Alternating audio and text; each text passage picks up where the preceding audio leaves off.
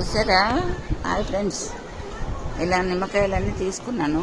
Summer కదా, summer కనుక ఈ నిమ్మకాయలన్నీ కోసి రసం తీసి బాటిల్లో కాస్త ఉప్పు వేసేసి పెట్టేస్తాను. ఎప్పుడు కావాలంటే అప్పుడు షర్బత్ చేసుకోవచ్చు, మళ్ళీ కొంచెం పులిహోర అట్లాంటివి వేసుకోవచ్చు, పచ్చళ్ళల్లో వేసుకోవచ్చు, పప్పులో వేసి తాలింపు వేసుకోవచ్చు, అన్ని రకాలుగా చేసుకోవచ్చు, యూజ్ అవుతుంది.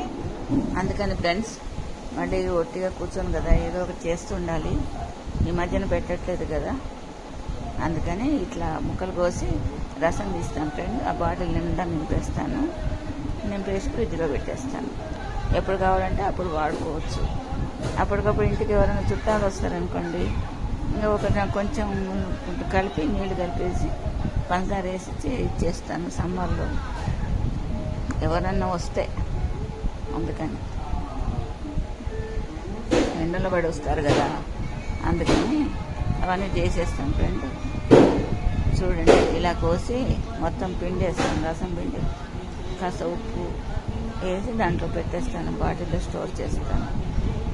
ఒక 50 తీసుకున్నాను. 50 గాలు ఎంత రసం వస్తే అంత తీసి పెడతాను.